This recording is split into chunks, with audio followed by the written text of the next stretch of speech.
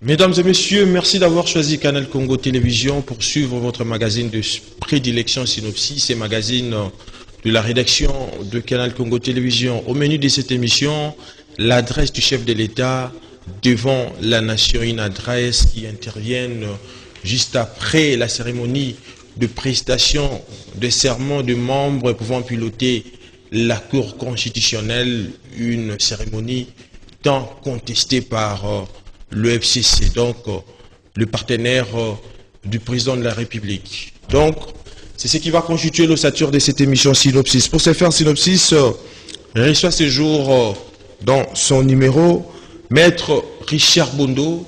Il est rapporteur national des forces plutôt politiques alliées à l'Union pour la démocratie et le progrès social, donc UDPS en sigle. À côté de Maître Richard Bondo, Synopsis reçoit pour vous Samba Kassende Wakasende.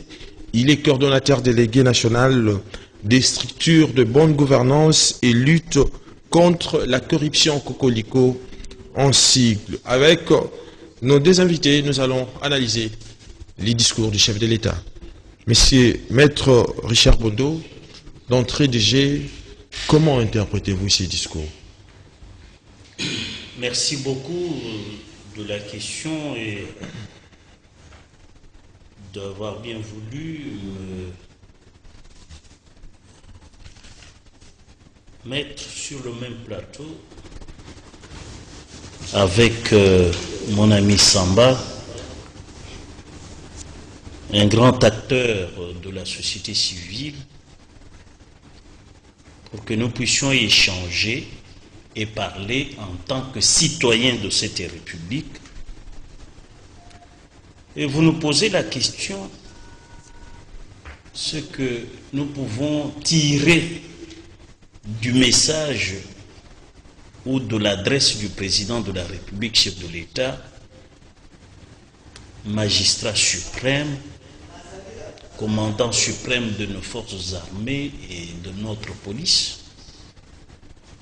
Je pense qu'ici, c'est l'union sacrée des forces progressistes congolaises.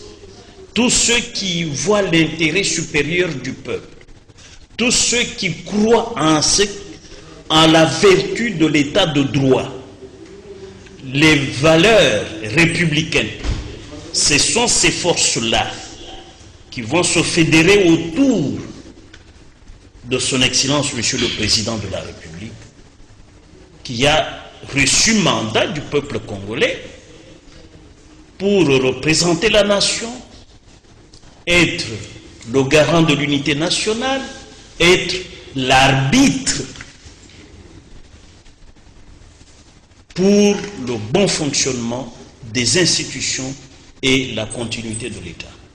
Donc ceux qui croient au Congo, ceux qui ont foi en l'avenir radieux de ce peuple, ce sont ces gens-là qui pourront, disons, c'est à ces gens-là que le président s'adresse, et surtout au peuple congolais lui-même, qui est le mandant de ceux qui exercent le pouvoir, c'est-à-dire le peuple propriétaire ou le peuple lui-même souverain qui donne son pouvoir à ses représentants.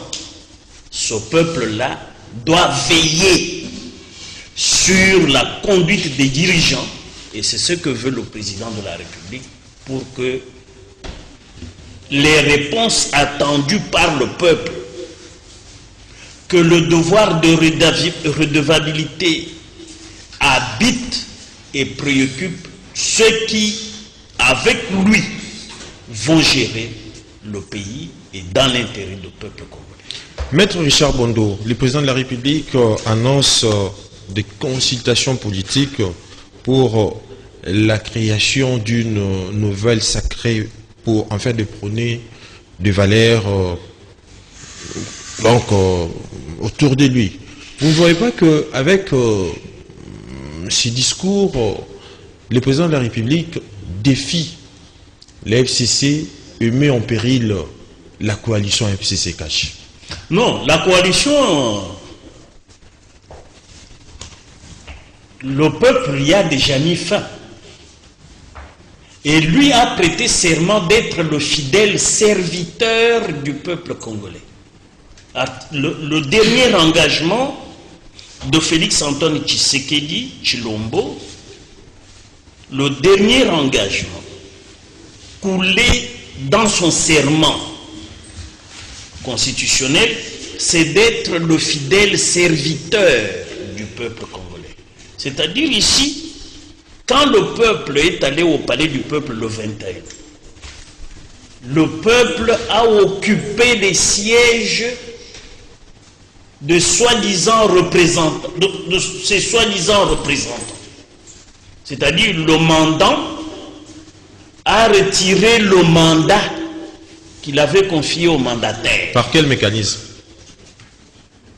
En disant qu'il n'avait plus confiance à l'Assemblée nationale et au Sénat. Est-ce qu'il a fallu procéder de cette manière-là maintenant? Non. Être serviteur du peuple, ce n'est pas aller dans des officines, dicter la conduite au Premier ministre, chef du gouvernement,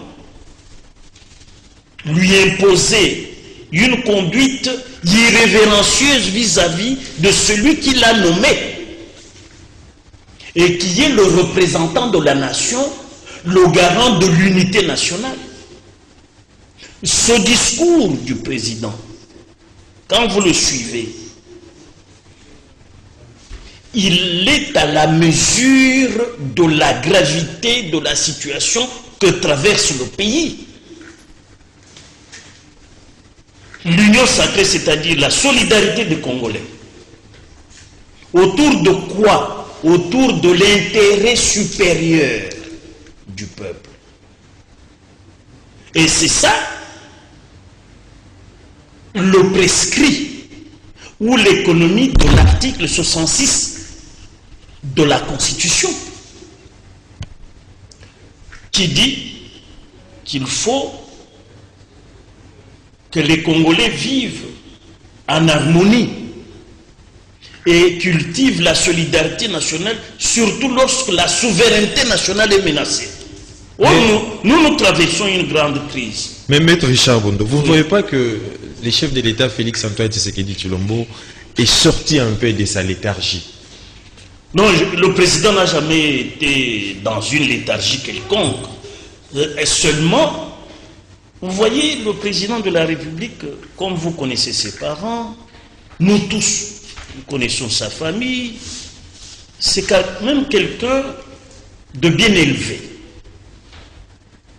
C'est quand même quelqu'un de bien élevé, qui est très élégant, qui est même très galant.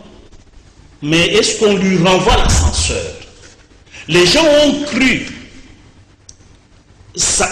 que sa patience, sa candeur était une pusillanimité.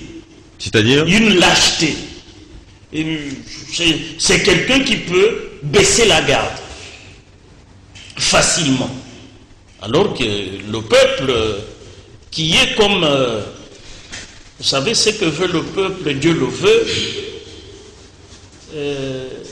Le peuple lui-même l'appelle béton. Mais dans la coalition qui vient de tomber, qui est dissoute depuis ce soir, en exécution de la volonté du peuple exprimée au palais du peuple le 21 octobre, il y a 2 jours, le président de la République, présent au palais du peuple, a entendu le cri de ce peuple. Et il devait répondre. Il répond par son message. Il répond à qui? Au peuple souverain primaire. Lui qui au palais du peuple a dit: finit la coalition. Et le peuple justifiait la fin de la coalition en disant, parce que vous êtes avec des alliés dans la coalition qui ont du mépris pour le pouvoir judiciaire. C'est-à-dire, ils veulent éborgner le pouvoir d'État. Moi, peuple, qui vous ai élu comme président de la République, chef de l'État, je vous donne un message. Répondez-moi, donnez-moi satisfaction à ce message que je vous donne. Et le président de la République, conscient de son serment, parce qu'aujourd'hui nous avons quand même un président de la République qui a un attachement au Congo, qui, même quand il dort, et la main droite et la main gauche sont au Congo. La tête est au Congo. Les pieds sont au Congo. Mais il y en a qui dorment la tête dans les comptes, dans les paradis fiscaux. Il y en a qui dorment les pieds et les mains sur les chars pour tuer les Congolais, qui rêvent de chosifier, là j'emprunte une expression au professeur Liaou, de crétiniser l'élite congolaise. Pouvez-vous vous imaginer un seul instant que des professeurs d'université tremblent devant des gens qui n'ont pas usé de leur culotte sur le banc de l'école? Le cas de notre Premier ministre, un quelconque monsieur du PPRD ou FCC, le secrétaire permanent, je ne sais pas, moi, comme je ne les connais pas très bien, moi je ne connais pas tellement... Le Ramazani Chadari. Non, celui qui a intimé l'ordre, un professeur d'université. Professeur, je ne sais pas si... Vous voyez moi là, vous m'appelez maître. Qui a intimé l'ordre? Les gens du PPRD. Mais il y a quelqu'un qui chapeaute le PPRD. Oui, mais bon, vous savez, il y a des gens qu'il ne faut pas citer dans les émissions sérieuses comme la vôtre. Mais seulement parler d'eux d'une manière un peu abstraite pour les abstraire du peuple. Bien. Voilà. Mais maître, mais c'est ça, moi, Bakasende, je suis maintenant à vous.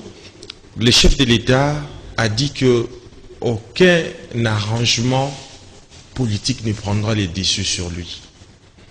Comment voyez-vous ça? Non, écoutez, mon cher ami, je suis d'abord très heureux d'être votre invité ce soir, après ces grands moments, après ces grands événements tant entendus par l'ensemble des Congolais, le monde entier. J'ai reçu les appels de part et d'autre. Très heureux d'être votre invité. Très heureux aussi d'attendre de la part du chef de l'État, président de la République, un discours d'évaluation de ces deux mandats, un discours d'analyse responsable sur la gestion du reste républicain, un discours qui évalue le vouloir, le choix que le peuple a fait sur lui et sur ses élus, un discours qui le ramène à son serment devant les nations tout entières, et enfin un discours bref, mais qui renvoie les Congolais à une formule que je qualifie ou que le fait Tshisekedi Wamulumba appelait la requalification de l'État et de la classe politique. Tshisekedi, fils, aujourd'hui, rentre en lui-même et revoit le méthode de faire la politique, parce qu'il faut reconnaître que, ici je vais dire quand même un grand merci à ses collaborateurs, parce que c'est un discours assez éloquent, responsable, et je veux dire, je comprends que au-delà de tout ce qu'on présente à l'opinion par rapport à son état, académique, son niveau académique, son niveau intellectuel, à moins Félix prouve à la face du monde qu'il n'a pas fait les années comme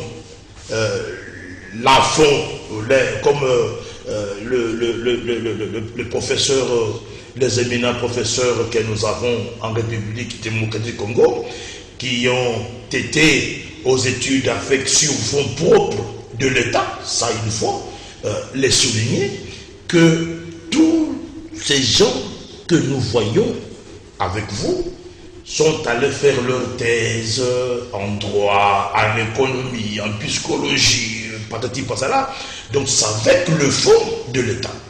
Donc au lieu d'aller faire les études pour revenir au Congo afin d'être au service de la nation, eh bien, vous le voyez après toutes ces années passées aux États-Unis, en France, au Canada, le voici au service d'un individu, au service des mafias institutionnalisées, des réseaux engagés à dégrader les Congos. Parce que tous ces éminents professeurs, personne aujourd'hui ne peut me convaincre, moi, par Kassende, qu'ils font la maturité, ils font preuve de haute étude dont la République a largement dépensé. Donc, je veux dire que c'est un discours qui requalifie la classe politique. Tu sais qu'il parle en termes de la refondation du gouvernement. Mais en termes clairs, c'est une requalification. D'abord, il a déprogrammé l'homme d'État, l'homme politique congolais, et il prend l'engagement maintenant de reprogrammer cette classe politique qui a toujours travaillé pour la dégradation des intérêts supérieurs, comme les grands frères l'ont dit, oui. Parce que c'est les doyens parmi les plus hautes personnalités de la société civile, quand bien même ils ont levé l'option, mais ils nous ont laissé, nous autres, en train de garder la maison, et ils sont fiers d'être devant celui à qui il a mais le chef de l'État, quand il parlait, hein, il était très gestuel. Cette attitude, c'est pour dire que fini la récréation. Non seulement fini la récréation, c'est un terme un peu vulgaire, mais tu sais qu'il dit, le chef de l'État a enduré pendant ces 2 ans les choses inexplicables. Voyez-vous ce qui se passe aujourd'hui au ministère des Finances. Voyez comment le ministre des Finances se comporte vis-à-vis du chef de l'État et vis-à-vis de tous les collaborateurs, vis-à-vis de dépenses allouées à la présidence de la République. Voyez les comportements du ministre de l'Environnement quand ils sont en mission. Voyez les comportements des différents ministres dans les affectations de fonds alloués à leur ministère. Ils méconnaissent même l'ordonnance portant attribution de membres du gouvernement. Regardez ce que Tshisekedi a enduré. Les humiliations, je vais essayer de dire à l'opinion, l'Assemblée nationale est une institution qui ne peut pas être gobée par les besoins politiques. Donc si Janine Mambunda a des ambitions politiques, ne peuvent pas être imposables à l'institution Parlement ou Assemblée nationale. De même au Sénat, de même au gouvernement. Mais ce que nous assistons aujourd'hui, c'est cette culture macabre, malheureuse que l'AFDEL nous a amenée. Mais est-ce que tu connais la culture? C'est laquelle? L'AFDEL nous a amené la culture de la politisation des institutions de la République. L'OCC est politique, FPI est politique, DGRAT est politique.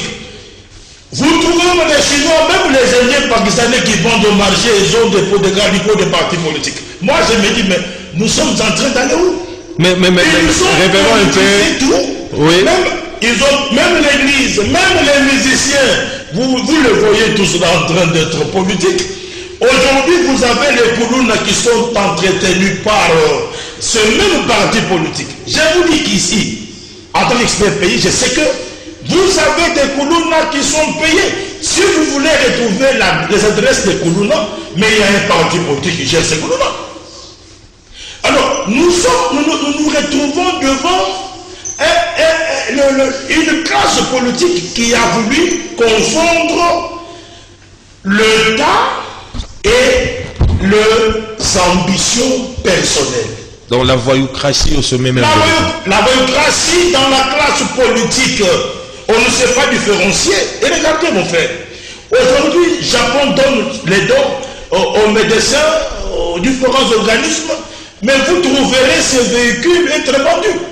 Je viens de voir, parce que je reviens de Maïndombe, je viens de voir le bis alloué aux agents et fonctionnaires d'un ministère vendu par un secrétaire général en fonction. Tout ça, c'est quoi ça? L'impunité. Et tu sais ce qu'il dit? Il ne peut pas laisser en aucun cas. Ça, j'ai aimé. J'ai aimé son discours. Et j'ai dit, depuis tout le temps, Bakasende a toujours demandé à ce que les entreprises publiques, le ministère de portefeuille soit apolitique. C'est-à-dire la justice, société civile. L'intérieur, société civile.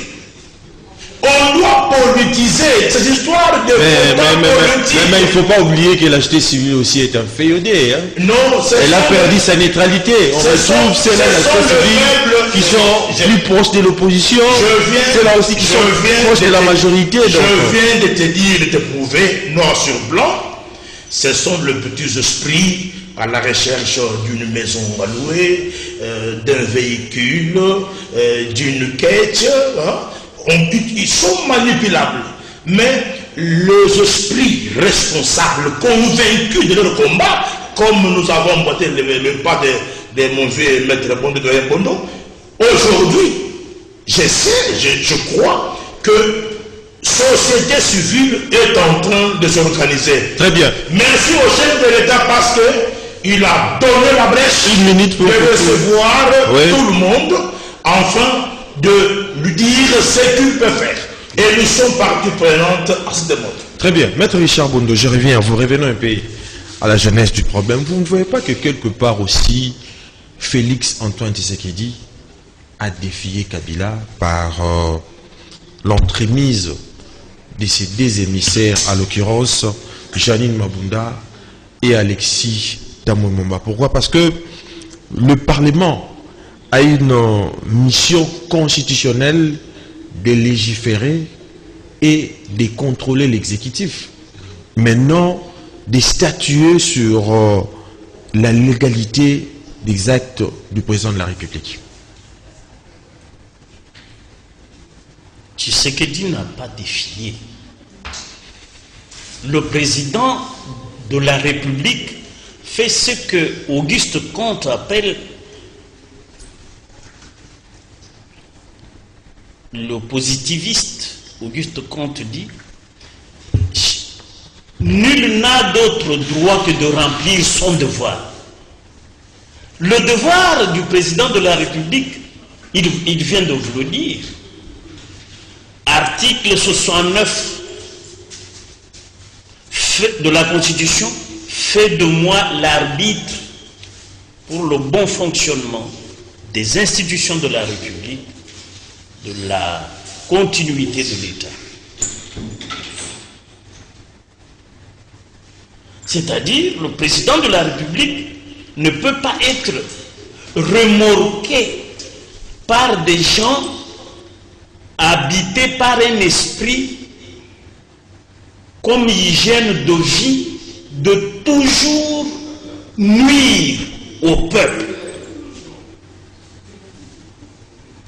Leur ADN, c'est l'impunité, la rapine, c'est-à-dire le vol, les détournements et les assassinats. Lorsque vous êtes un responsable politique, vous avez comme idéal piller le pays, construire ou épargner un grand trésor à l'étranger, dans les paradis fiscaux. Donc vous faites allusion à qui? Mais c'est Le système le système que nous avons. que Félix a hérité. Le président Félix Antoine Tshisekedi succède à un régime de pillage qui avait comme métier, mode de gestion, la prédation. Prédation sur le peuple. Ce qui se fait à Beni Butembo, dans l'Ituri, ce qui s'est passé à Yumbi, ce qui s'est passé au Kasaï avec Kombinance, ce qui s'est passé dans les années 2006-2007 au Congo central. Est-ce que le peuple a donné mandat aux gens de piller le pays? Mais Maître Jabondo, vous ne voyez pas que... Donc, le président, je vous réponds à votre question. Oui. Le président n'a pas défié, mais il a rempli son devoir. Et ce devoir aujourd'hui, comment l'a-t-il rempli? En dissolvant la coalition. Mais il a rendu son devoir, mais tout en violant la Constitution. Mais vous savez, ça m'a fait rire. Hein. Quand je vois des gens bardés entre guillemets des diplômes, dire le président de la République, ses ordonnances ont violé la Constitution. Il ne vous donne pas la disposition violée. Quand vous les écoutez, c'est de la pitrerie. Ça fait pitié. Moi, je crois que ce que le président de la République vient de faire ce soir, en exécution de la volonté populaire exprimée dans l'enceinte, dans l'hémicycle du Palais du Peuple, dans la grande salle du Congrès au Palais du Peuple, le président de la République vient de délivrer le Congo. Mais pourquoi? Oui. Parce que seules les forces progressistes vont se fédérer autour de lui pour répondre aux attentes du peuple. Mais Maître Richard Bondo. Les autres là oui. ne répondent pas aux attentes du peuple. Ils répondent aux attentes d'entre guillemets leur autorité morale.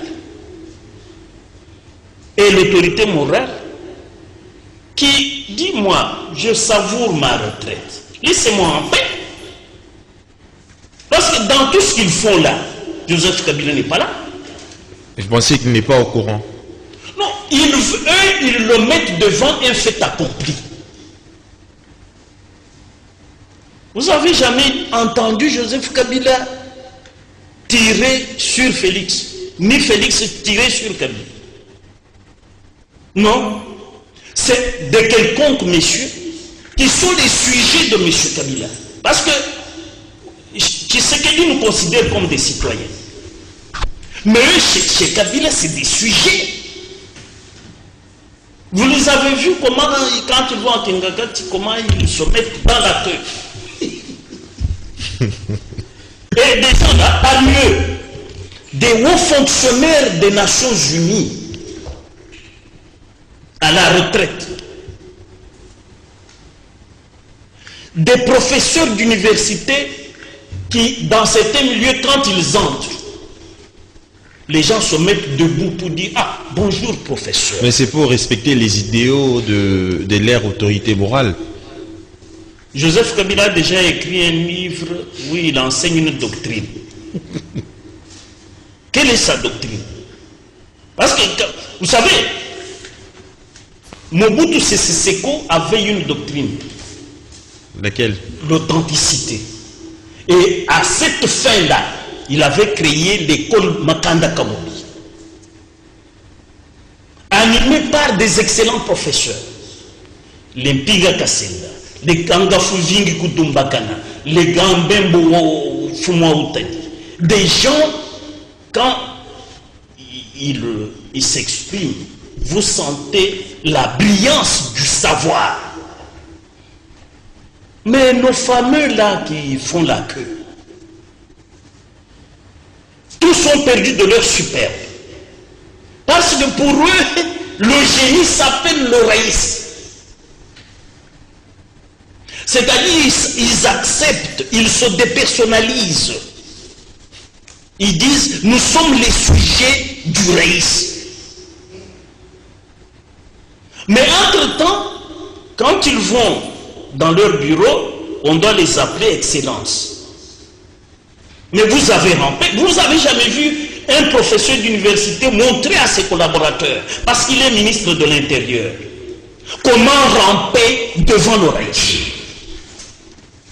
Et ça, c'est un professeur d'université. Ça, c'est des antivaleurs dont parle le président de la République pour que nous puissions retourner aux valeurs républicaines. Et le président Tshisekedi, le message de ce soir, c'est un message de salut populaire. Un message de la renaissance du Congo. Un message, vous savez, quelque part, il rejoint M. Kabila, parce que Kabila, quand il chasse ses compagnons de l'AFDEL, il dit, fini les combines politiciennes. Mais ça lui a valu ne la mort. Jamais trahir le Congo. Ça lui a et valu la j'entends mort. le président de la République renouveler ce serment. C'est pour cela que moi je dis, le discours de ce soir, c'est un discours de notre délivrance et de notre renaissance. Mais Maître Richard Bondo, vous ne voyez pas que quelque part, ce qui est à la base de tout ce qui se passe actuellement, c'est en fait la mauvaise gestion des ambitions politiques, parce que tout semble indiquer aujourd'hui que Félix Tshisekedi est loin de se contenter des mandats du reste torpillés par son partenaire Joseph Kabila, qui désire en même temps retourner à la perche. Vous ne voyez pas qu'aujourd'hui, une rupture brutale permettrait au chef de l'État d'assurer un mandat confortable qui peut lui aider aussi à se conforter à travers son prestige pour qu'il y ait réellement l'accomplissement de son programme d'action. Vous savez, pour nous les juristes, il y a une règle qu'on appelle le rebus sixtantibus. C'est-à-dire? C'est-à-dire un contrat devant de nouvelles circonstances peut tomber caduque. Les nouvelles circonstances, c'est tous ces torpillages. Ces gens, 2 ans durant, au lieu de considérer que le président de la République avait accepté cette alliance en respect de l'article 78 de la Constitution, parce qu'aucun parti n'a eu la majorité au sortir des élections, parce que le principe de la cohabitation n'est pas interdit par notre constitution. Mais la coalition, c'est quand aucun parti politique, admettons au sortir des élections, Tshisekedi est élu président de la République. Le PPRD seul a 251 députés. Le Premier ministre devait sortir du PPRD. Ça, c'est la cohabitation. C'est permis. Mais parce que aucun parti, aucune majorité ne s'est dégagée. Parce qu'on parle de la majorité parlementaire que lorsque un parti politique, c'est-à-dire sujet de droit politique, conformément à l'article 101 alinéa 2 de la Constitution, si ce parti-là, ou ce regroupement politique doté de la personnalité juridique, toujours à l'alinéa 2 de l'article 101 de la Constitution, draine 251 députés sur les 500. C'est ce parti-là qui a droit à la nomination du Premier ministre. Mais nous n'avons pas eu ça pour qu'il y ait cohabitation. Je les entends dans leur déclaration d'hier parler. Nous avons, par je ne sais pas, patriotisme ou quoi, comme s'ils sont patriotes, accepté la cohabitation malgré eux, alors qu'ils avaient la majorité. Mais eux n'avaient pas la majorité. Le FCC n'existe pas, n'a pas de personnalité juridique. Le FCC n'est pas reconnu comme sujet de droit politique conformément à l'article 101 alinéa 2 de la Constitution. Le CACH non plus, la MOUCA non plus. Mais les sujets de droit restent les partis politiques et les regroupements politiques dotés de la personnalité juridique. Or ça, personne n'a eu la majorité. D'où vient la majorité dont ces gens se réclament? Les gens du FCC, ils sont majoritaires en quoi? Parce que j'apprends, avant de venir ici, j'apprenais qu'ils projetteraient 3 jours de ville morte. Et ils se moquent de qui? Qui peut écouter un gars du FCC? Moi, je serai le premier, dès qu'il décrète la ville morte, moi je vais provoquer une émission avec vous, sortir de chez moi, venir ici même à pied, et puis nous faisons une émission pour animer cette journée-là de ville morte. Maître Sam, je reviens à vous. Maintenant, vous ne voyez pas que la crise institutionnelle qui était jusque-là latente devient patente et persistante? Souffrez que je parle aussi parce que vous avez donné tout le temps au doyen Maître Bondo. Moi, je n'ai pas parlé. Vous avez eu le temps de parler quand même. Oui, voilà. Qu'est-ce qui se passe? La crise en soi n'existe pas. Il n'y a pas une crise. Mais il y a une instrumentalisation haineuse de la classe politique ayant pour vocation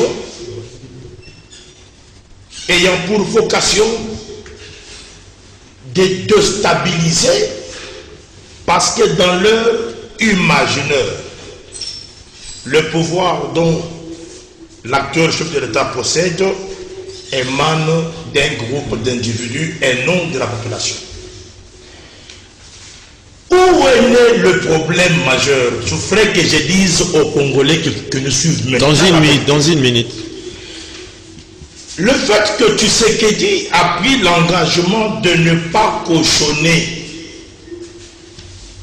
de ne pas accompagner les réseaux de mafia voulus, entretenus, comme l'avait fait pendant le 1+4, comme l'avait fait à l'époque, comme les politiciens étaient habitués, eh bien, le fait que le chef de l'État n'a pas souscrit à emboîter le pas dans le mafia institutionnel, dans le réseau de détournement, des nuisances de la population, c'est ça le problème que Tshisekedi a avec l'état-major de l'ancien président Joseph Kabila, dont je respecte. Deuxième élément, c'est le mode de gouvernance que Tshisekedi amène Qui au fâche. pays, qui ne peut pas, qui fâche les esprits de nos amis et qui s'engage à dire le laisser travailler, le laisser réussir, c'est notre honte. Troisième élément pour clôturer, c'est qu'ils étaient habitués à s'éterniser au pouvoir en instrumentalisant leur propre justice. C'est-à-dire quoi? Parce que tous ces gens qui siègent au Parlement ici, ils sont conscients, je mets ma tête à couper, que je suis parmi les personnalités société civile qui étaient au courant de la transmission des listes définitives au bureau du vice-président de la CENI et le secrétaire exécutif agent de la CENI, afin de choisir le député du choix pouvant opérer la mission occulte du peuple. Cela n'engage que vous-même. Même. J'assume. Oui. Alors, vous dire quoi? Oui. Vous dire quoi? Comme Tshisekedi a voulu redonner la valeur à la justice, parce que la justice avait déjà perdu sa substance. La justice n'avait pas sa valeur. Le magistrat était devenu des citoyens simples, les commandeurs. Aujourd'hui, tous les magistrats sont contents de leur métier et de l'honneur que Tshisekedi vient de leur faire. C'est comme qui dirait que vive la République des juges. Non, ça ce sont des sentimentalistes animés par une haine politique dont la mission occulte est bien identifiée. Et à ce stade ici, comme ces trois éléments dont je viens de vous évoquer, et que nos amis ne pouvaient pas supporter cela, voilà, ils ont décidé de déclencher une guerre. Tshisekedi échappe à une mort à Bukavu, à l'est. Tshisekedi, le mercredi, lorsqu'on assistait au serment de juge, Tshisekedi a échappé encore à l'attentat. Tshisekedi est mis en insécurité, y compris même les trois juges. Je vous informe que le juge Kilumba, c'est juge parmi les trois juges, Oui. doit être sécurisé. De même, nous demandons aussi que le chef de l'État, les services de sécurité, puisse protéger les inspecteurs de finances qui sont menacés nuit et jour. Mais nous sommes arrivés pratiquement à la fin de cette émission, mais je voudrais que vous puissiez répondre à une question. Maître Bondo, mais c'est Sam Wakasende. Le FCC dit de ne pas reconnaître la prestation des serments de ces trois juges qui vont en fait piloter la Cour constitutionnelle. Mais la question que l'on doit se poser de toutes nos lèvres, Maître Bondo, est celle de savoir, est-ce que les juges de la Cour constitutionnelle ont-ils besoin de la reconnaissance d'un groupe d'individus pour leur fonctionnalité? Cette question que vous posez, c'est une question qui me pousse à m'interroger si réellement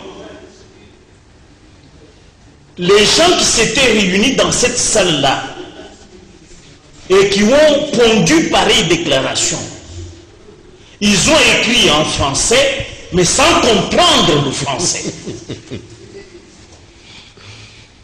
Parce qu'on ne peut pas dire que, au lieu de dire même les arrêts que ces juges-là vont rendre, pour eux ces arrêts ne valent rien, ils disent qu'ils ne reconnaissent même pas ces juges. Mais un juge a-t-il besoin d'être reconnu par vous? Parce que le juge là représente une institution. C'est pour dire quoi? Les membres qui se sont réunis dans cette salle, c'est un échantillon des inciviques du FCC. Maître, M. Sam Wakasende, Écoutez, il y a déjà, votre avis par rapport à ça? des textes qui réglementent le fonctionnement de l'appareil judiciaire. Le regroupement politique, le regroupement associatif et j'en passe n'ont pas qualité et les juges n'ont rien à attendre à ces groupes de gens. Ce sont des faux fuyants qu'on a toujours été habitués à attendre, mais ici, je vais vous dire, mon cher ami, que la justice a déjà les textes qui réglementent et la justice est indépendante et neutre. Je réitère mon appel à mes amis qui sont dans ces groupuscules des inconscients, comme Moutine les appelait, La République des inconscients. de revenir au bon sens, enfin, que nous discutions Congo, que nous mettions Congo au centre et que nous mettions la République du Congo au centre et que le Congo gagne. C'est bien dit, c'est par ce credo de M. Sam Bakasende Wakasende que nous mettons un terme à cette émission Synopsis. Je vous rappelle que nous avions réussi pour vous Maître Richard Bondo Wabondo. Il est rapporteur national des forces politiques alliées à l'Union pour la démocratie et le progrès social. Et M. Sam Bakasende Wakasende, il est coordonnateur délégué national des structures de bonne gouvernance et de lutte contre la corruption. Avec nos deux invités, nous avions parlé, ou nous avions analysé plutôt les discours du chef de l'État devant la nation. On se retrouve